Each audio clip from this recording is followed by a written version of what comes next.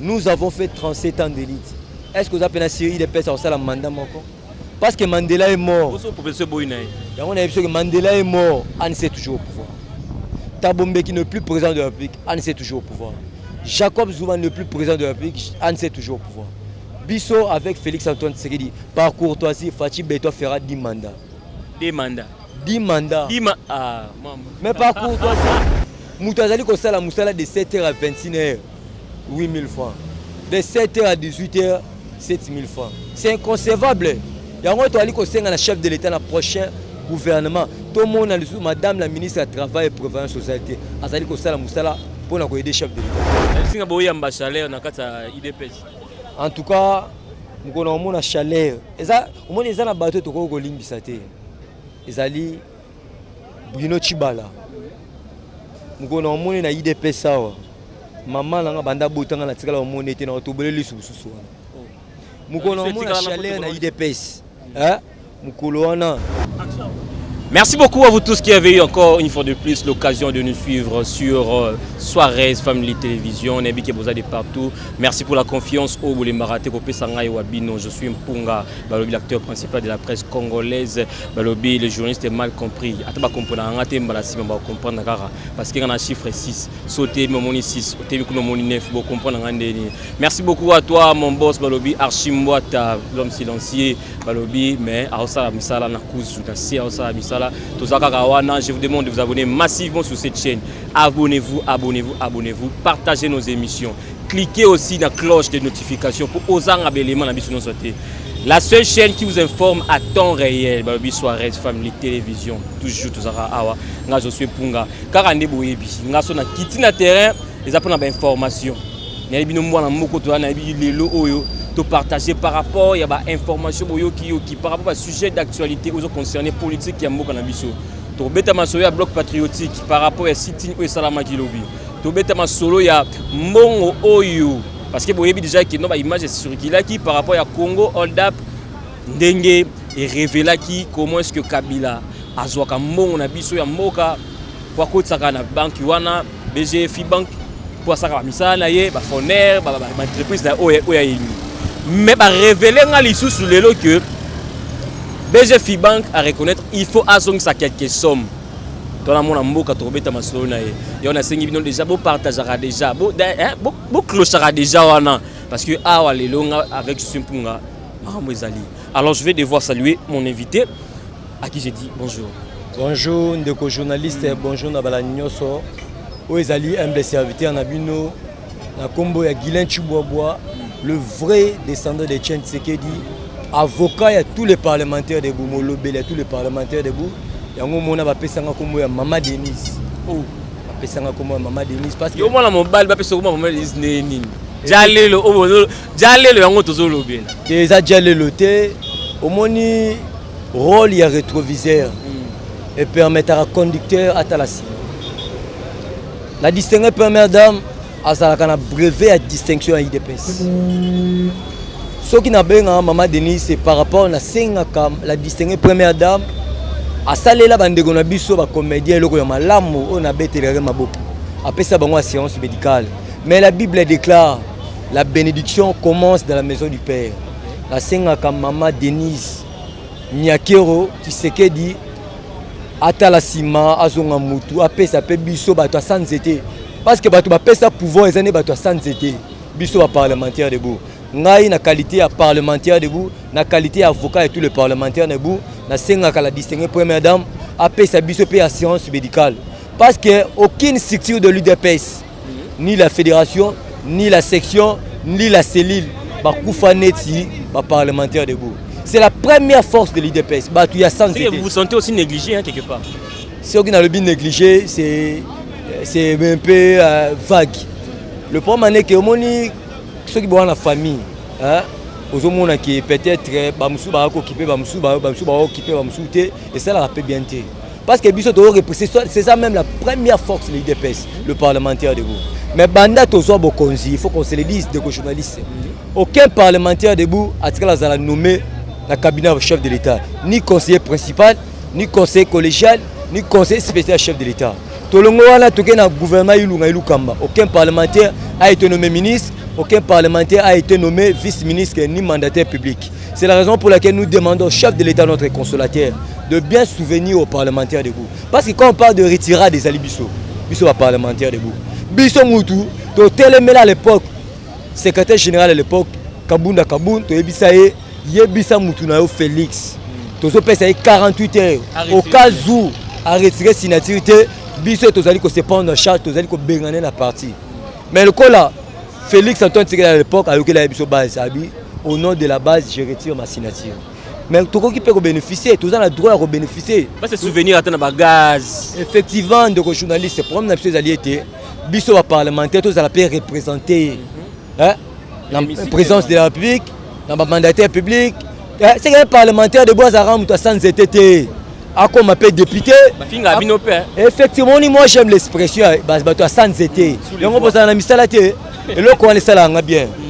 Mais ceux qui le Tata Moukonzeko l'a nommé Baoya Bisso, comme ministre. Banyanga la carte Mousso va finir sur la sans va finir sur souté. C'est que souci Bisso a été la distinguée première dame, après ça va parlementaire assurance médicale et puis chef de l'État a nommé les Bisso Moutoula Bisso. Yango moni dans quelques heures tozoko dans la consultation pour na bayamba parlementaire de par secrétaire général pour permettre to bimisa pe ba représentant na Bisso parce que tout ça ba marche pas batuté. Chaque structure va se retrouver déjà. Ligue des jeunes, Ligue des femmes, la fédération va se retrouver. Mais bateau va se retrouver déjà à Bisso. Et on moni 2022 awa, to koki ko za suba marche ba batuté. C'est que la politique est alliée d'intérêt chez dame. Au PC 3 pions, pour lui a 2 pions mais ça c'est pose aura victoire. Bisso peut on a besoin tous à représenter la Bisso pour to banda ko mitala. Comprendre? Tu as besoin de mitala. Un parlementaire debout, mandataire, un parlementaire debout, conseiller collégial, conseiller principal, ça nous fera du bien. Nous sommes déterminés, nous sommes unis et soudés pour que tous les côtés de Bisso soient pendant 37 ans. Tous les sous on a besoin de Bisso à la représenter pour que l'un des 4 mandataires soit dans la 10e rue, au moins un parking. Il y a pas parlementaire. C'est que tout le monde a une histoire à Mardoché, histoire à David, histoire à Joseph. C'est que bateau na tangi wana eza histoire ya parlementaire c'est que to finga mingi to on a besoin que bawo ya biso baza la représenter et permettre biso pe to kende liboso to be pe misala malamu ya maman Denise Niakero parce que to kota déjà na sujet na ye après si ba soins médicaux pe na comédien na biso Yendi Mosi na ebité azolanda maman Olive Lembeka ndo sala yepa bikana sala bon peu pour na tika si matete to ndeni kapte mala. Merci de journaliste, c'est une bonne initiative. Il y a la distinguée première dame, on a la brevet de distinction à IDPS. Au moins, il y a IDPS, tozo bunda pour la valeur. Initiative, on a aidé les comédiens à Malambo. Il y a des Mosi, on a besoin approprié na AJ, mais actuellement, ça libande un boka. Évacuer. C'est une bonne initiative.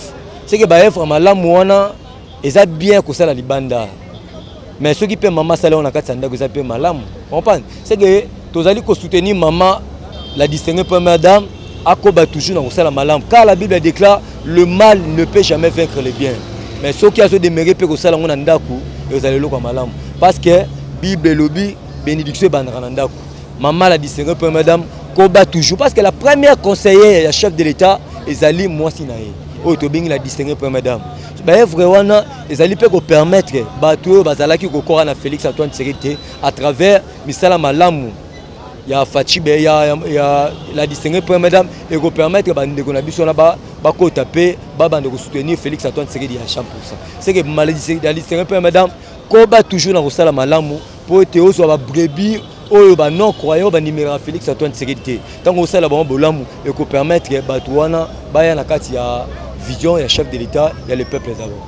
Merci beaucoup maman Denise Niakero Nebi qui est mon amour à l'élite mais à Sengi que va valoriser pe bango. Oui, il a raison parce que ngamoko na peut témoin ba gazouana parce que ngamoko pe na kata makambo wana ceux qui paient soin pour les parlementaires debout et bato bazolo bela bato ba président Guilain Boye bazolo bela pour na pouvoir na bango ba nyoko amela il faut pe quand même trouver gain de cause.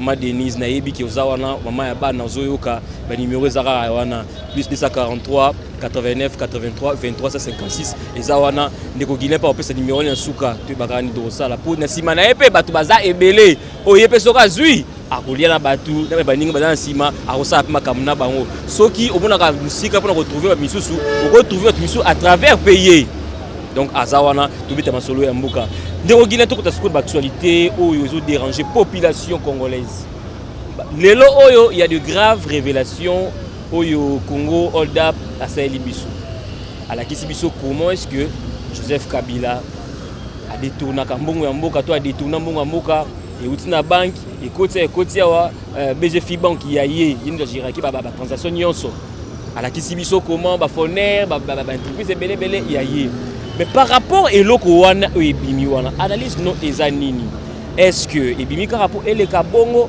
to IGF to justice na biso pe ko s'impliquer na makambo pour ba mettre PF na to bazong sa mbongo mboka na biso. Merci madame la ndeko journaliste na bansi le numéro 1 à Banque Centrale Maman Malangu Kabedi Mboui a interpellé qui a bengaki directeur général la comme Selemani azali directeur à BGF Bank a interpellé qui par rapport à la somme où ils allaient détourner au tobengi à 138 millions de dollars. Actuellement tant que tu as koloba uta mukola lobby le directeur général à BGF Bank il est reconnu coupable à BT mbongo wana zo rembourser 43 millions de dollars. Mais va reconnaître 138. Il y a Azon 43. Bon, ouais, c'est quoi à lobby à ko futa par tranche. Par tranche. C'est pour te dire que moni banque wana za d'origine gabonaise.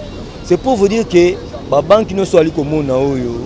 Baza ba banque oyo yaki pona ko aider peuple té.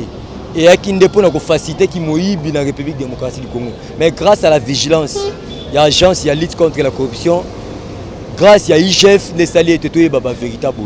Mais je demande, malgré 43 millions, et Seigneur Justice Amboka na biso sala musala. Directeur général wana comme Selemani et Seigneur Bakangaye. Parce que comment expliquer au directeur général mbongo ezali kokota de façon frauduleuse, ozali ko ndima yango. Mais la pression de ko ndima gete, ozo rembourser 43 millions de dollars. C'est pour vous dire que ba banque ya la République démocratique du Congo et ya kande po ko na ko faciliter ki moyibi oyo Joseph Kabila a memé la biso la République démocratique. Yango na liko senga na justice mboka na biso dossier oyo ke na inapercité et sengeli bato bazali inclus famille ya Kabila et la politique et la biologique il faut bazala interpeller la justice si il s'agit même de condamner bango ba condamner bango parce qu'aucun péché reste impuni c'est ça na mutu mon côté au-dessus de la loi parce que biso IDPS nous avons instauré bloko mibale l'état de droit na démocratie yango biso to ali ko senga na justice mboka na biso acha maboko na bato nyonso ba yibi mboko il y a République démocratique du Congo parce que biso IDPS to bunda pour la anti-valeur nous avons lutté pour le valeur ce qui moi na mboka bon DG a fi banque à reconnaître que non il faut à remettre mais ba mbongo wana e ba nekuta quelque part na banque centrale bazo virer la place siko bato o ba vira déjà kuna j'espère bien que ba série on va dire grâce à Mutombo na banque bah ça peut impliquer la carte sur vous épargner bon point on a aucun péché reste impuni. Moutouno soit cité pour le même matériel détournement à 138 millions de dollars. Azala, famille biologique. Il y a Joseph Kabila, non, la famille biologique. Je vois Deocratia, je vois Chadari, je vois Robert Minaku. C'est basé belé. C'est que Moutouno soit toute tendance qu'on va, quel que soit son rang. Et c'est une justice à beaucoup, beaucoup. Bato ba s'attendre qui était l'un des 4 matins caméra aux à la condamner. Aujourd'hui, nous vivons la réalité. Kamere est condamné à 13 ans de prison pour un détournement des données publiques. C'est pour te dire que aux à la Jeannette Kabila, aux à la Zoé Kabila, aux à la Nani, et Seigneur Justice Amboka na biso et l'un de la dossier, il y a détournement à 138 millions de dollars où ils allaient yibami na BGF Bank. Siko bato ba sengeli kolandela ba biloko wana tokomona pe IGF ça na kati non ba sengeli kolandela. Siko IGF wana azo réclamer pe ba droit na ye 300 000 dollars. Par rapport au fonctionnement naé avec Ezamuki. Si quoi déjà azo ko se lamenter quelque part pour faire des fonctionnements naé à continuer au sein de Bissada Wandi. Merci de journaliste la bande si IGF a raison. IGF a été créé le 15 septembre 1987. Mais nous avons senti les attributions, les responsabilités à IGF grâce à Félix Antoine Tshisekedi, chef de l'État. Tant on nommé Gilles Alingé tenait que senti pendant Moussala et IGF. Vous avez banda quand même et noé balango. Et noé banaten de journaliste. Le problème c'est quoi? Au moni IGF ezali ko kangami belé en mboka na biso. IGF yemnem ezali ko permettre que mbongo ezonga na trésor public. Mais ba régime financier o to bengi DGI, DGRK, DGRAD ils allaient bénéficier chaque mois 3 millions de dollars pour ils allaient quota dans trésor public ils allaient quota pour être bafuta batu oyo bazali ko ça la patrouille financière na kati ya ba régie financière. Mais pourquoi si ko batu oyo batu bengi chef bazali ko bénéficier quand na 300 000 dollars. Et pourtant il y a ça qui va mourir. Il y a une ça la patrouille à makasi. Mais rétrocession et belé zali ko kene wapi la régie financière. Yango chef ali ko senga on les ba pesa bango 300 000 dollars, ba pesa bango 2,5 millions de dollars oyo ko permettre ba futa ba tuna bango bien oyo ko permettre ba fonctionner kitoko. La régie financière bazali ko 3 millions de dollars. Mais pourquoi pas bango bazo payer 2,5 millions de dollars oyo ko permettre ba fonctionner kitoko. Ba accepter effectif il y a mais ba déjà au bakisa non? Ba bakisi mais par rapport à Moussa effectivement parce que 2,5 millions de dollars au bali ko senga et ko permettre ba effectif et puis ko permettre ba futa ba to la bango moni ba muto azali ko sala patrouille financière. Et c'est là futa mamalam azana ba condition malam oyo ko permettre ça la pe musala kitoko mais ce ko azali ko ke nazali ko futa mamalam muté wana kanyaki ko tambola na ba poche na e yango moni ba revendication IGF na ali ko soutenir en 100% et j'interpelle la conscience du gouvernement central en mboka na biso bozo ba responsabilité mais bo pesa IGF misolo azali ko senga po eta sala musala kitoko ya ko kanga miyibi oyo ba yiba mboka na biso pendant 37 ans de vie. Mais il paraît que bambo on so ezonga kana azali à pourcentage sans compter les 300 millions et 300 000 dollars. Effectivement ça na pourcentage mais azali ko revendiquer pourcentage o azali malgré pourcentage malgré mon on so ça revendication ali ko senga ne ba bakisa au lieu à 300 000 dollars baba qui ça 2,5 millions de dollars pour ko permettre ba suffire na ba besoin là-bas. Voilà, merci beaucoup. Dès qu'on aime ça, téléspectateurs, internautes, nabiso, actualité, ils ont belé. Mais tu as quelques actualités parce que minutes, nabiso pe ils ont mingité. Tout bêtement solo, il y a budget nabiso, on va voter na 10 milliards. Mais on va répartir en gros armée nabiso, to défense. Bah, c'est 3 points ce qui s'est tiboué. Est-ce que par rapport à la nécessité de nous en nabiso, état de siège, makamouze belé, tout ça pays en guerre, est-ce que bon moment suffire? Merci madame Ndeko journaliste na banzi tozana ba priorité belé actuellement tozana deux priorités tozali na priorité na secteur ya éducation tozali na priorité na secteur ya oyo to bengi ya est pour pacifier est mboka na biso. Le chef de l'État Félix Antoine Tshisekedi il a 3 missions à la tête de la République démocratique. La première mission c'est la paix rien que la paix.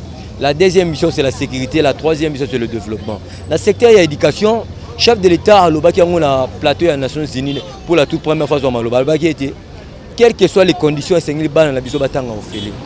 Mais tu comprendre que bato bali ko bundisa gratuité enseignement ezali bato to bengi ba église catholique les 3 individus Chole ou Tembina Mbongo. N'est pas na ngai tozana des écoles catholiques François de Sales, Saint-François de Sales et pas na Kingabo Saint-François de Sales na 5 18.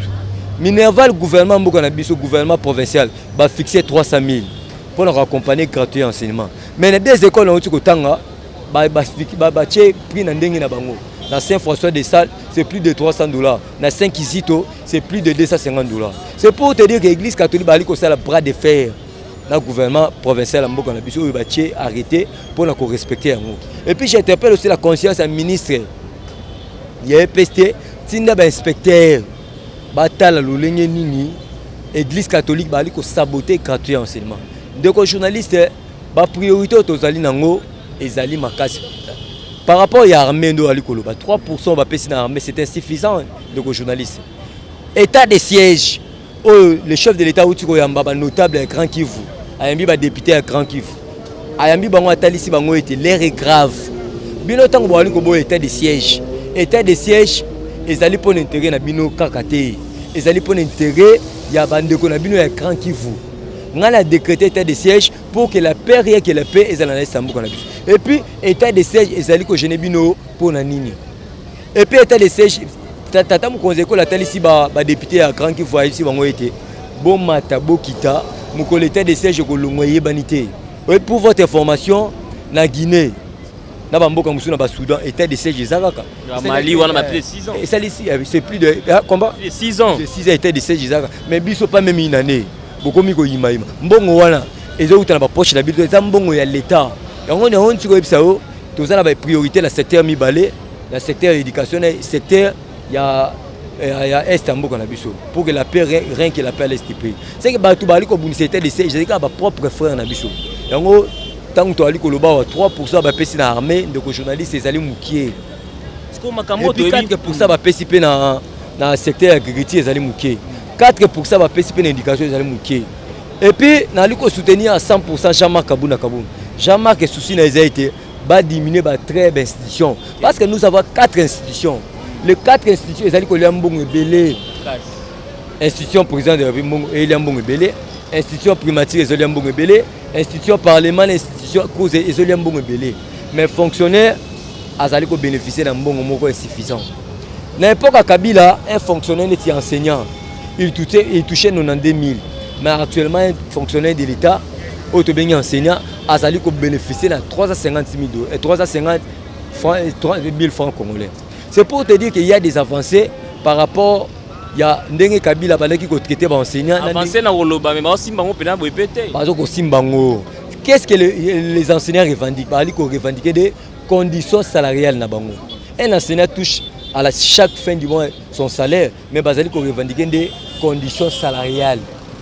Et puis le gouvernement le Bénin, nous avons une nouvelle unité enseignant. En 2022, le gouvernement a en charge. Le problème est que été gratuité enseignement ici. Mais j'ai aimé l'expression à Tony Mwaba. Quand même Azali ko sala paix, Azali ko marteler pénal gratuit enseignement ma cité, mais j'ai aimé pas question il y a une négociation pour le même état gratuit enseignement. Le problème est que moni basango n'importe Kabila Kabila a tabaté $1 000, $1 500 Kabila té. Mais actuellement nous avons un président où Azali redevable le peuple congolais parce que tant que vous avez fait le 30 décembre 2018, tu as vu que au travail pour l'intérêt général. Chaque fois, 3 jours chef de l'État Zalibanda et Mboka, 4e jour dans la République démocratique. C'est pour redonner l'image diplomatie à Mboka par terre.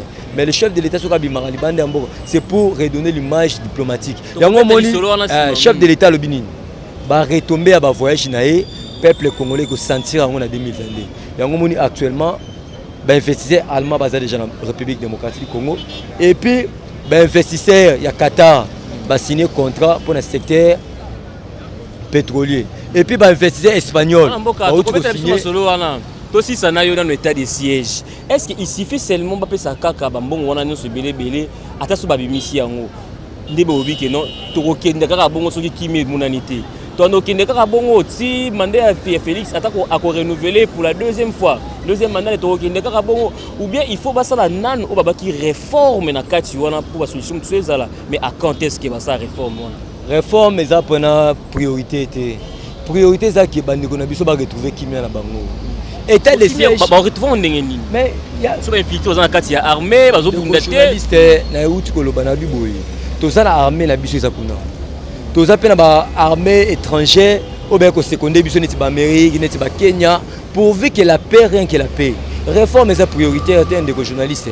Toza na besoin ba ndeko na biso ba kufara les sous-souté. Au moins ndenge biso to na Kenya wa.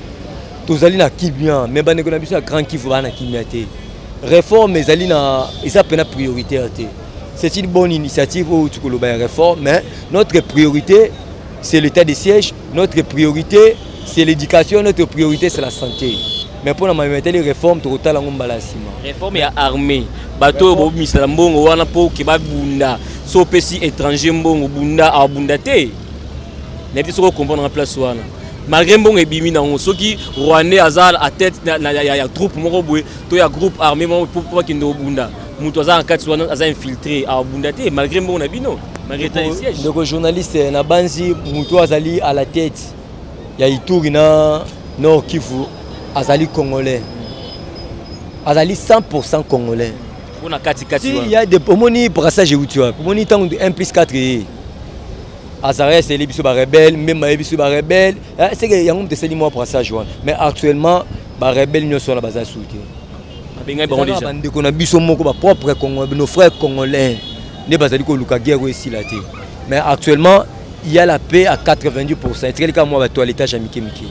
Ba outi ko kanga récemment ba chef coutumier récemment bande ko na biso moko ne bazali ko financer ba ADF dans l'eau. C'est pour te dire que guerre est Istanbul ko na biso il faut que bandeko na biso à grand kiff va prendre conscience ba ete bato bali kokufa bali banyamate bazali na mai na makila ndemo na biso baza pe na droit ya vie yango mo chef de l'état tangazaka na mboka ya soi-disant ya Kamere na Bukavu babaki s'il s'agit même de mourir pour que la paix rien que la paix laisse du pays en sala yango mo le chef de l'état a décrété l'état de siège avec un seul objectif pour que la paix rien que la paix laisse du pays ndelo na rolo ba. Voilà, mokonzi ya mboka zobima kando tsoloba awa ba voyage ebele tous les investisseurs toujours kaka na basango mais investisseur moko to non na bandi musala 500 millions 1 milliard de dollars wazo ki pas prince ba monge ebele musala ngo eza nini au moment où tous monde na wenze biloko ezomata batu bazo souffrir bon il faut qu'on se le dise. Batu bazo souffrir biloko ezomata na Congo biloko emataka ekitaka te. Donc soli pesa qui 100 francs ce matin de salibela ils ont sous 100 francs té biloko zo mata makambo zo ke ekoma makasi mais ba mbongo tozo kaka ke mukonza mboka bimaki azwaki mbongo boye 500 millions ya COP 26 oyo yaki déjà wana tuyibité suite ba bongo nyonso wana ezanini po ba imboka pe mususu wana ka mususu ya lamuka wana bazo critiquer pe donc journaliste na banzi la République démocratique du Congo Fachi Azion a les boulots. Il faut qu'on se le dise. Il faut que le peuple congolais quand même moins reconnaissant. Bisso, tout le monde a un budget soit disant 4 milliards, soit 10 ans. Mais actuellement, il faut voter budget à 10 milliards. Le chef de l'État, c'est le plan diplomatique. On a besoin par terre. Chef de l'État, par quel mécanisme à tomber dans le secteur économique, République démocratique a signé un contrat entre la République démocratique et la Namibie pour le matériel biloko ya kolia 27 300 tonnes de biloko ya kolia et va produire surgelé les na mboka na biso. Le problème est nini? Kabila fait 18 ans, économie en mboka na biso ezalaki na maboko ya ba pakistanais ndo pakistanais, les chinois, les indiens, ba bola ba tuana ba bongika na mboka na biso. Pour mboka ebonga ndeko journaliste sengeli ba investir ya solo. Il faut avoir des investisseurs américains, des investisseurs européens, des suédois, anglais, balma bangonde ba kotombola mboka na biso. Ba opérateur économique ba indo pakistanais. Ba bengi bango pa ministre économie Jean-Marie Kalouba. Ba talisi bango l'air est grave. Il faut beau travailler na vision chef de l'État sengeli biloko ekita. Ba indo pakistanais ba bini biloko ekita te to sombi on a cher. Le ministre est allé côté de la biloko na Namibie. Biloko on est moins cher. Parce que les paramètres sur la taxe banini, aura bénéfice à 100%. Même la Bible déclare ceux qui ont consommé le 100 francs au bénéficier de 100 francs, ils ont maman à péché. Mais les Pakistanais après avoir boycotté le mode du gouvernement, ils ont la table de négociation du gouvernement. Je mets Jean-Marie Kalouba si l'air est grave, pas de question de négociation. Actuellement, le gouvernement mboka na biso nezali kozwa charge ya biloko ya kolia na bana ya mboka ba opérateurs nationaux. Parce que notre souhait ezali était économie na biso si mama na bana ya mboka. On en a marre avec les étrangers ou to bengi ba opérateurs économiques ya ba bola. Parce qu'un chinois, un pakistanais, un indien sont des ba bola. Bato ba ko bongisa mboka na biso te. Tala ba industrie. Ministre à travail banda comme ministre à travail mutaba sur ko bana. To mona kae na terrain te. Quand la première unité dans 18e, il y a des conditions de vie salariale. Il y a des Congolais qui là. Comme la 17e, il y a des industries. Angèle cosmétique, s'il faut, le change arabe à Congo. Et comme il Nova, le comme Orbite.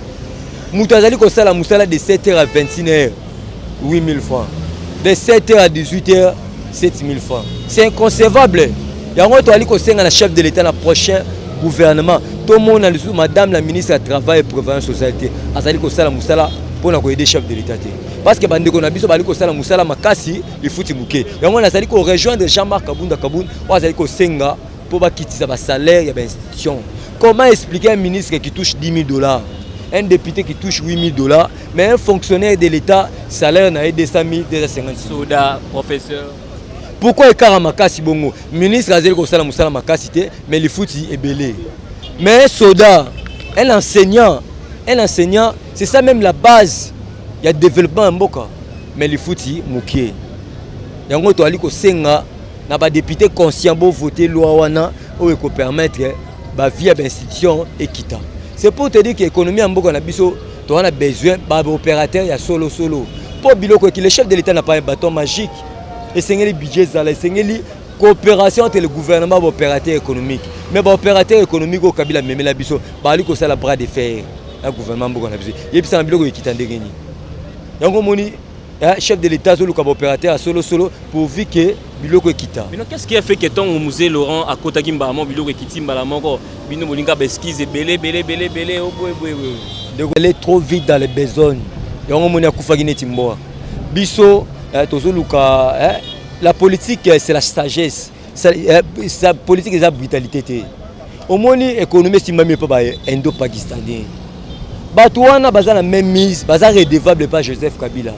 Est-ce que le facteur qui pouvoir il faut bien il faut d'abord que tu aies un misisa que le opérateur à solo il faut bien français on appelle ça concurrence loyale et c'est un Brazzavillois zala un anglais zala un suédois zala un américain zala pour pas concurrencer indo-pakistanais mais actuellement batouana na bayi penate est-ce que bien na chinois balamoko ce qui est aussi mon cas, mon gouvernement, parce qu'on a vite compris que l'opérateur économique, Bazali, il Mamabé. Bazali, qu'on a bras de faire la République de Moba, le gouvernement, c'est que le chef de l'État n'a pas un bâton magique, donnant l'État au temps pour que Mboka Nabiso Kende, Liboso. L'opérateur économique au chef de l'État, Zali Koloba, récemment, va retomber à Bobi Minabiso. Peuple congolais ressentir en 2022. Bobimi atata mukonze ekolo ba retomber nango to ressentir en 2022. To bo manzalo ti 2022. Te nzala so tobi ke nzala c'est peut dire. Lelo oyo tango bana bali ko tango fele bat ba lo belango te. Ba feti peso ya to la tandeni bana bola tandeni. Pour votre information d'ici fin de l'année. Hein? Biloko relais il y a 27 300 tonnes de biloko relais. On va assurer biso. Mais je te rassure. La muka bazotala. Ba komaka, ba komaka. Effectivement, Jean-Marie Kalouba Azali ko rassurer le peuple congolais d'ici fin de l'année. 27 300 tonnes il y a maïs, il y a biloko ya rolia, ba produit surgelé et zone en République démocratique. Ah, boyoki bino mo information. Ministre Agigiti Azali ko séjourner libande ya mboka na Bujumbura pour la coopération bilatérale entre la République démocratique Congo na Burundi na secteur agricole. Yango na liko senga na ba député Boba c'est l'agriculture parce que beaucoup après se développer. Oh mais pour votre information, mon qui ma sango ya kanyama kasi ça ouais. Et ça na ba camp militaire. Hein? Combien de tonnes? Un na ba camp militaire, soit famille militaire, aux alliés na droit à 2 sacs à la fin de chaque mois. Biso ba peuple congolais na marché de la liberté, ba ali côté Congo 18 000 francs. 5 mois 25 litres 25 kilos. C'est pour te dire que nous avons un président, n'importe quel Kabila Koulou Nezagini, on a 6 mois de prison, ça dit 3 mois, mais actuellement chef de l'État. Bateau est important et c'est un peu de ça la Massango. Donc on dit lelo, Massango a gagné Mara CC, toi le Colion la République démocratique, précisément à Kinshasa. C'est pour te dire que Bakoulou n'a pas important, tout le monde lelo. Donnons le temps au temps, chef de l'État. Et au moment le problème c'est quoi? Le chef de l'État à la volonté politique. Ce qui manquait dans ce pays, c'est la volonté politique. Mais nous avons senti la volonté politique dans le cas de Félix Antoine Tshisekedi, chef de l'État. Merci beaucoup. Terminons par ce sujet. City, Nizaki Lobby, il y a la Mouka FCC, la Mouka Basangana qui va mettre fin à la dictature. Il y a Félix Antoine Tshisekedi Tshilombo, président de la République. Il y a Denika Dimanaseni. Est-ce que ça réussit par rapport à l'État Makilobi et puis au monde par rapport à l'Alliance Basangisi? Est-ce que Félix Tshisekedi a Kokoya Tondé? Les journalistes, il dépasse au pouvoir aujourd'hui, il dépasse au pouvoir demain, il dépasse au pouvoir éternellement. Notre priorité, c'est la conservation du pouvoir. Pour tout comme on a parlé de la nation, nous avons fait 37 ans d'élite. Est-ce que vous avez pensé qu'il dépasse au salaire mandat? Parce que Mandela est mort. On a vu que Mandela est mort, on sait toujours au pouvoir. Tabombe qui n'est plus président de la République, on sait toujours au pouvoir. Jacob Zuma n'est plus président de la République, on sait toujours au pouvoir. Bisso avec Félix Antoine Tshisekedi, par courtoisie, Fachi Beto fera 10 mandats. 10 mandats. 10 mandats. Mais par courtoisie, parce qu'ils ont la confiance du peuple congolais. Par courtoisie, on va par courtoisie. Mais le peuple congolais a la confiance. 10 mandats, 5 ans, 5 ans, 5 ans. 50 ans. Il a âge an. Le peuple congolais l'aime le Félix Antoine Tshisekedi. Pour votre information, Denis Kadima, Azali à la tête. Mon bout de 32 ans. Mais on est 50 ans. Bisso, tu l'aimes le Félix. Le tout premier président, ce qu'on l'a dit, opposant, il y a Afrique du Sud. Alors, les Congolais, il faut avoir la conscience. Parce que je suis président, vous allez 100% Congolais. Vous soutenir, vous bundisa été. Parce qu'en lui, il a la volonté politique. Vous bundisa été. On a opposant, il y a Afrique du Sud, opposant au Cameroun. C'est pour te dire que notre priorité, c'est la conservation du pouvoir. Pour la marche, il y a la Mouka, ils allaient dans non événement pour le peuple. 50 ans, on a fallu nous il pas comme notre priorité, c'est la conservation du pouvoir. Il y a aussi Denis Kadima. Denis Kadima, pour nous éviter, Azali ni membre, il y a IDPS, ni membre de la famille biologique, il y a Mukonze Ekolo, a aussi fraîchement dans l'église à Kimbangiste. Au moins, les problèmes des Aguinini. Le problème de l'IDPS, c'est le pouvoir. Il faut qu'on se le dise. Le problème de l'IDPS, c'est le pouvoir. Parce que Mouto va créer la mission à Genève. Vous comprenez que c'est facile à manipuler Martin Fayou. C'est un musicien Zaiko Langa Colombo. Président Martin Fayou. Ceux qui touchent Félix, tu as un atteint en beauté de pouvoir. Et on va fabriquer un opposant comme Martin Fayou pour que manipuler. Mais biso IDPS. Le pouvoir retourner comme les lotés. On a même comprendre que l'IDPS n'a pas l'étation au pouvoir en 2023. On comprend que l'IDPS a une étation au pouvoir en 2023. Denis Kadima, si tu n'as pas sali à apporter, Denis Kadima, toujours présent. Denis Kadima, si on aura belle et belle élection en 2023, parce que notre priorité est une élection crédible, transparente et apaisée. Bango, Batouya, soi-disant, soit du bloc patriotique. Nang Azara président Mboka, Azara Azalaka tribune, Azara Moussoïl, ou pour mes alatés. Corneille Elani Abe Malumalu, Azara Moussoïl pour mes alatés. Ngoï Moulunda, on condamné à 3 ans de prison. Azara Moussoïl, ou pour mes alatés. Mais aujourd'hui, le col a Moutou Azala la tête, Azam Moulouba, ou a Outembina Cholena Mbong, Ote Moutouana, Azali Moulouba, à vous diriger. C'est la mauvaise foi. C'est la mauvaise foi. C'est la mauvaise foi. Dans mon biso IDPS, on a la vraie face en 2023. IDPS au pouvoir aujourd'hui, IDPS au pouvoir demain, IDPS au pouvoir éternellement. Pour la Matali City na bango, là c'est pas là qu'il a officier supérieur comme on est au bon ngalobi. To beta bino gaz te bino batala mo to beta bino gaz te. Pour ce to beti bino gaz, to pesa bino gaz. Parce qu'il a vite compris que bazo PZT. Au moins les biso, tous aura grâce à pénétrer place ouana parce qu'on avait une masse. Tous a confiance au peuple congolais. Mais actuellement, la Mouka a confiance au peuple congolais. Et on moni city na bango, ils allient 0 sur 10. Mais quelque part, Pélissoum au Félix Amimaka, ils ont des poids à Kabila. Babi qui non Kabila Ndoki, Kabila Bomamboka, Akabwana Kabila. Mais Akabwana, ils vont zuyer. Parce que bon, ils sont montés. Au moni biso, tu es baraké, l'un des 4 matins Fachi à Kabwana Kabila. Parce que biso mon bataille de pétons, nous avons un mariage à contre nature. Et ça, moi si babalani, mobile na mobile babalani. Martin Fayulu c'est un hypocrite politique. Lelo oyo, au lieu assassiner, moni mutu mobile assassinaka. Azo banga sko ko assassiner. Baza na mariage entre FCC na la Mouka. Mais le col azali hypocrite politique azo kuboya ko lobango na etandoike. Mais biso mo bataille de pèse biso mo peuple to ibete bazali na mariage. Mariage wana ba rotambolaka bien té parce que Martin Fayulu nenga zawana abotola batu biloko. Ndeni. Alinga abotola biso rassemblement mais le quoi biso to zaki vigilant na botola biso té. Comprendre? C'est pour te dire que Amata Akita mais bloc wana pesa yemto bloc wana pour votre information na balaninoso et au sala ta 6 mois té. Et panza. Ba welani. Ba ko wela leadership. Parce que Martin Fayulu azarabo, aninga leadership makasi. Et puis na marche on a bloc anyoso wana ba ba ozala té. Adolphe Muzito ozala té, Fayulu ozala té, Kabila ozala té. Martin Fala Martin Fala zaki na ndako muzito aza na poto. C'est pour te dire que nazo pesa longonia na thanks de limiter ici Kazali, j'aurai un fils. Mon deuxième fils portera le nom de Chen Seketi. Parce que ngana epsa bata pe perdre ya quartier na ngai.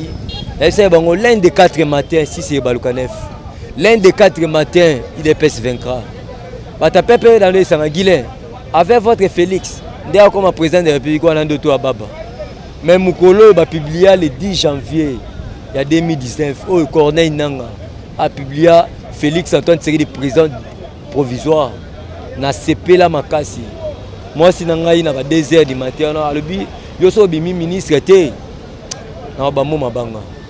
C'est pour te dire que bokonzi to tika on le loté. Si le buga ministre. To pas te la. Moi 50 ans pour péter ma ministre na 4 wana. Mais au moni politique exagéré d'intérêt. Non j'ai un profil. Tabombeki a aussi un profil habilement président de la République. Pourquoi pas moi? C'est que il est ce pouvoir aujourd'hui, c'est qu'on va conserver ce pouvoir de génération en génération. Même si on a un chaleur dans le IDPS. En tout cas, nous avons une chaleur. Au moins, les gens ont battu tout le monde. Ils allaient Bruno Chibala. Nous avons un IDPS. Maman n'a pas de bouton dans la tigala au monde était dans autobus les sous-sous. Nous avons une chaleur dans IDPS. Nous avons mais c'est là à reconnaître Bino, Abik et non, on va travailler bien. Olimbi ça a été. Nous avons un Bino Chibala. Na IDPS. Nous avons un chaleur. Oh, il va combattre Moussouba Monanate. Bino Chibala, oh, teka va combattre Moussouba Monanate, bana batika la orphelin. Nous avons un IDPS na chaleur. Ba okangai. Na oboma na ozapena mbeli na chubi. Parce que ngana on laksa bango ke il y a des combattants au moment pour le pouvoir, pour la chaleur na Bruno Chibala. C'est que Batouana so ba défendre IDPS, ba défendre ba na bana gomu. Yango moni Bruno Chibala aibi etete. Tikala kangama na Kabila. Parce que ceux qui na IDPS ba ozwa pena ba tobolanga lusu. Parce que lusu ne moko ne kufa. Ngana ozwa pena musu na toboli. Au nom de la démocratie. Merci beaucoup. Nous sommes arrivés à la fin de notre émission. C'était l'Andeko Guilin. Oh, il y a UDPS. Alors, bien. Alors, bien. Mais à propos de lobby, ça n'engage que lui. Pour la mituna, bien nous a dit. N'a pas un mot de la fin. Après, ça fait numéro pour n'avoir des dérangements. Pour le mais vous ne pas l'engager pour bien aïe. Merci Ndeko journaliste. Mot de la fin. Ezali Kaka Yaliboso. Dans le chef de l'État Félix Antoine Tshisekedi.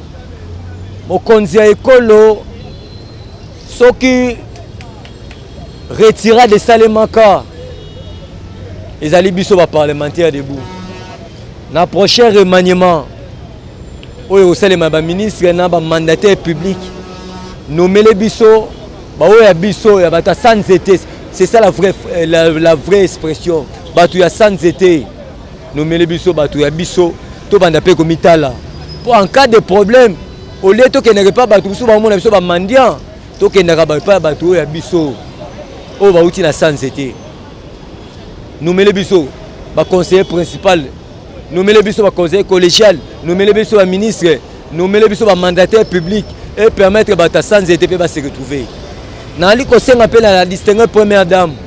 Maman ozala na brevet, il y a distinction à IDPS, il y a Ligue des femmes.